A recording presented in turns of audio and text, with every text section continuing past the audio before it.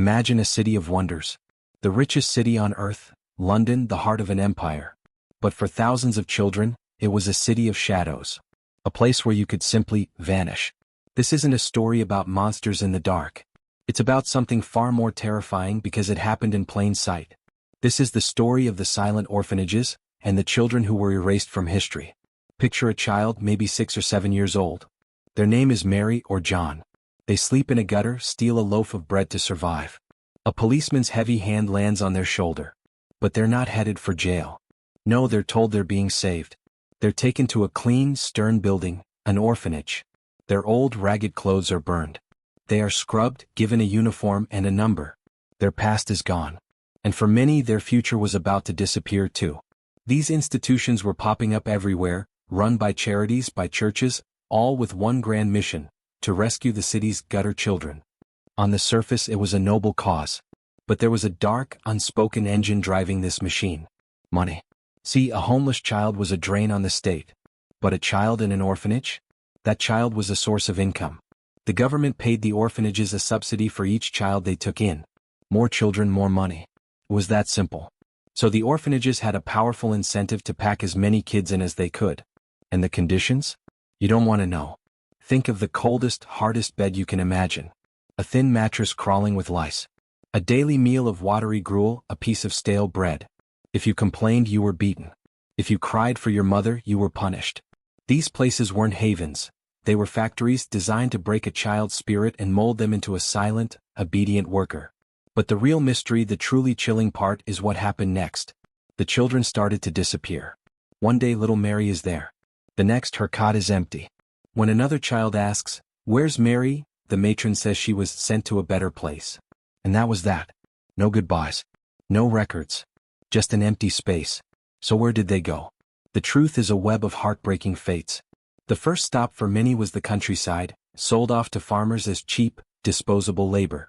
A small, thin body was perfect for scaring crows from fields or for shimmying up narrow chimneys to clean out the soot. These kids were worked to the bone, fed less than the farm animals, and if they got sick or injured, they were cast aside. No one was coming to look for them. Then there was the empire. The British Empire was vast and hungry for settlers, for servants, for soldiers. Orphanages made deals with shipping companies. Thousands of children were put on boats and sent to far-off colonies like Canada and Australia. They were told they were going to a land of sunshine and opportunity. The reality was often a life of brutal hard labor on remote farms, or being treated as a domestic slave. Their names were often changed. Their connection to home severed forever.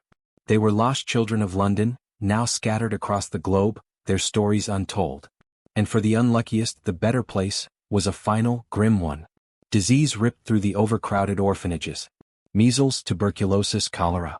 With malnutrition and no real medical care, a simple illness could be a death sentence. And when a child died, there was no funeral, no headstone. They were often buried in unmarked paupers' graves, another number, another secret buried with the city's dirt. The system was designed for them to disappear. The funding was per child, but the record-keeping was sloppy on purpose. Why would you keep detailed records of a product you're trying to move? A child arrives, a number is assigned, and when that child is shipped out, or worse, the number is simply retired. It was a clean, efficient, and utterly heartless system. But here's the thing about secrets. They always leave a trace. Decades later, historians and journalists started piecing it together. They found shipping manifests filled with children's names. They uncovered old ledgers from orphanages with cryptic, chilling notations. John, aged 8. Transferred to Mr. Smith of Lancashire. No surname for John. No address for Mr. Smith. They found the heartbreaking letters from those who were sent abroad, writing back to an orphanage that never replied, begging for news from home. And then the descendants started talking.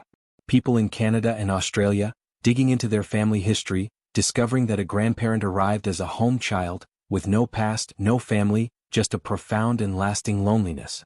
The silence was finally being broken. This isn't just a ghost story from the past. It's a warning.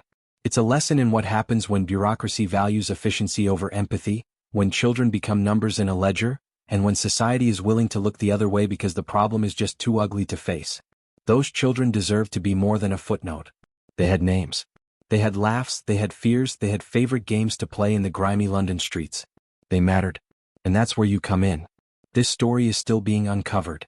Right now, there are people trying to piece together their family trees, desperate to find out what happened to a great-grandparent who just vanished from London as a child. They're searching through digital archives, old census records, and ship logs. If this story got under your skin, if you feel that pull to help give these children back their voices, then do something. Go online. Search for British Home Children or Victorian Child Emigration. Learn their stories. Share this video. Talk about it. The more people who know about this hidden chapter of history, the more likely it is that a lost family line can be reconnected. These children were forgotten once. Let's not let it happen again. Help us break the silence.